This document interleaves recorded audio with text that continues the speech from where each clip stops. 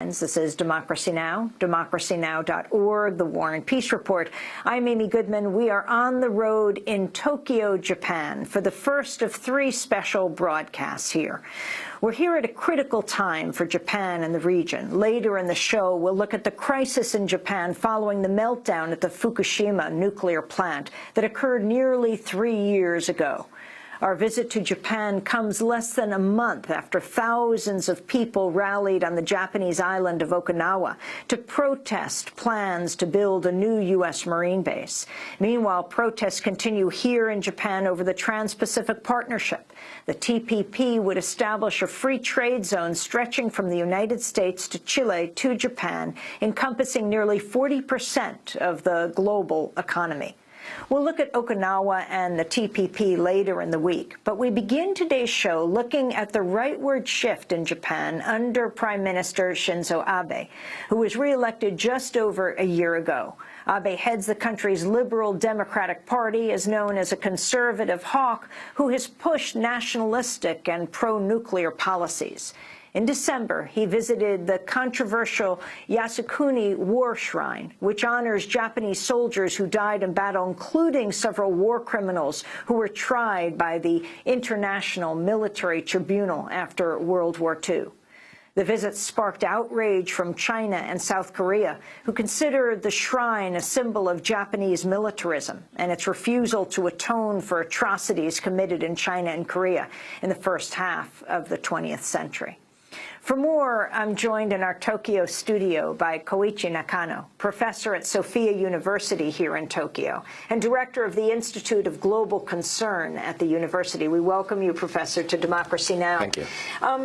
For a global audience, explain Japan's politics today.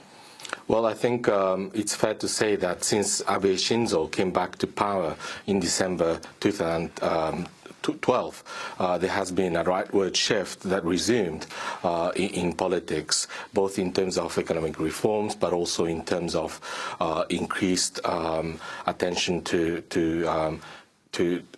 foreign and security policy, including the possible revision of the Constitution. Explain this revision of the Constitution. Well, the Japanese post-war Constitution was instituted during the occupation period by the United States, and it's This is after World War II. That's right, and after the U.S. dropped the atomic bombs. That's in Hiroshima right, and because of the militarist past that caused a great deal of damage to the region and beyond, there was a great deal of efforts to democratize and demilitarize Japan with the new Constitution after the Second World War. And it's particularly famous for the Article 9 that renounces war and war potential as a country. The U.S. said they couldn't have a military. That's right. But they, in fact, have developed one yes. under a different name. Right. It's called a self-defense force, and it has big capacity to defend the country. But there are still constitutional bans on Japan dispatching troops abroad, for example. I wanted to go to the Japanese Prime Minister, Shinzo Abe, or Abe Shinzo. Abe is the last name, That's Shinzo right. is first, yeah. but in Japanese you say the first name right. Last yeah. and last name first. So let's go to Prime Minister Shinzo Abe after he visited the Yasukuni War Shrine.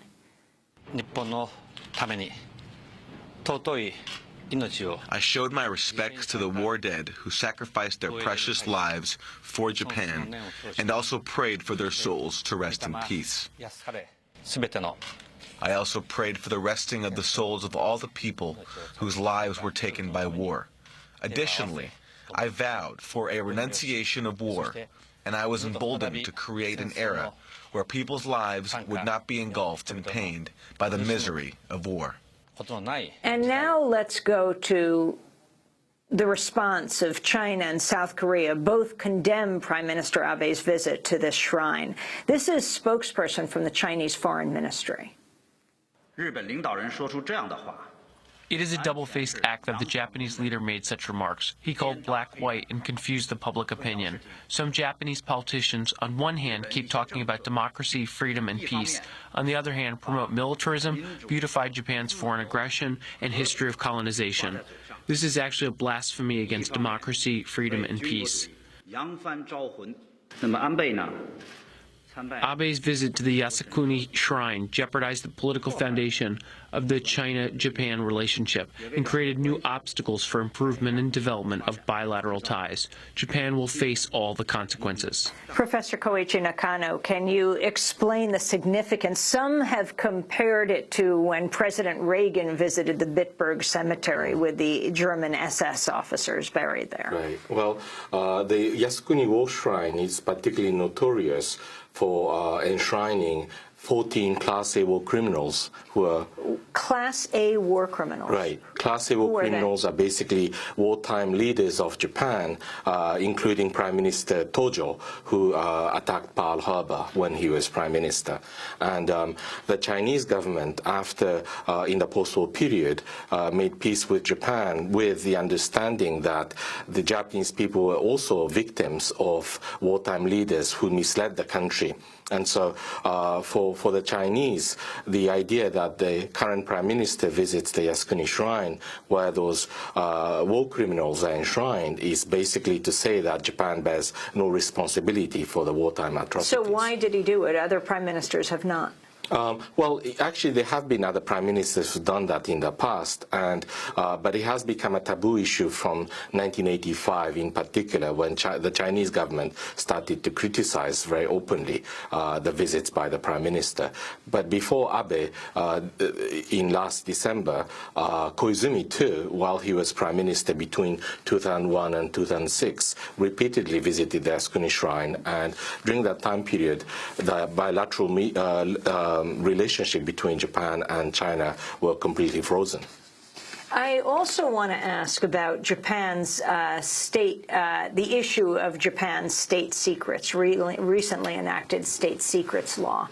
In November, the U.S. ambassador to Japan, now Caroline Kennedy, endorsed the law, saying, quote, "We support the evolution of Japan's security policies as they create a new national security strategy, establish a national security council, and take steps to protect national security secrets." Right. The pressure coming from the U.S. has been going on for some time, and at the very latest, I think, already from 2009.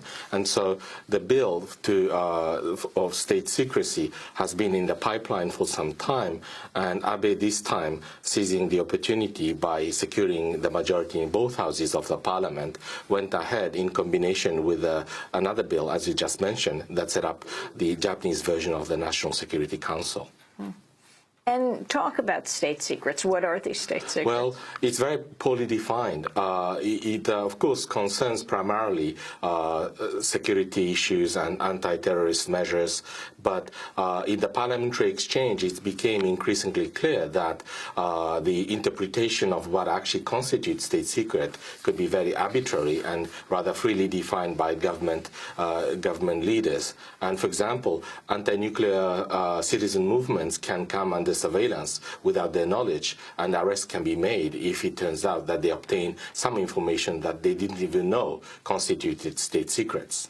You talk about Japanese shock doctrine. Right. The state secrecy law that was passed in December last year, just a month ago, basically 2 years after the big earthquake and tsunami and the nuclear power accident that still continues to literally kind of shake Japan.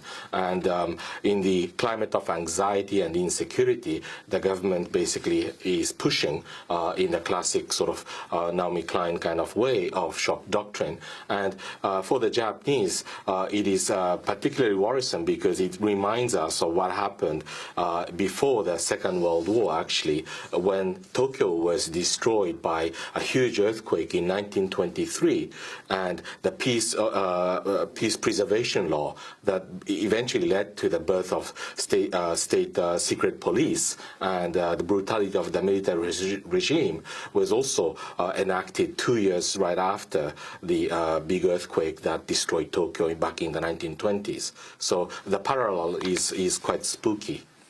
And the parallel now with Fukushima, what it would mean in a cover-up of what's been happening. And we're not talking about the past now, though it's almost 3 years ago, because this is continuing to unfold. Exactly. The continuous contamination of water, of ocean, of the soil, and the continuous danger with the spent fuels in the nuclear reactors in Fukushima.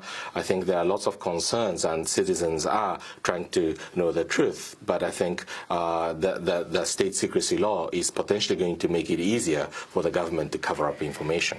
Well, we're going to continue to follow the politics of Japan and its relationship to the United States, as well as other countries around the world, in the coming days. And in our next segment, we're going to look at Fukushima, what it has meant. We'll be joined by David McNeil, who is co-author of Strong in the Rain. And then we'll be talking with the Japanese filmmaker of a new film called Nuclear Nation. Koichi Nakano, I want to thank you very much for joining us. Professor at Sophia University here in Tokyo, Director of the Institute of Global Concern at the university. This is Democracy Now!, democracynow.org, The War and Peace Report. We'll be back in a minute.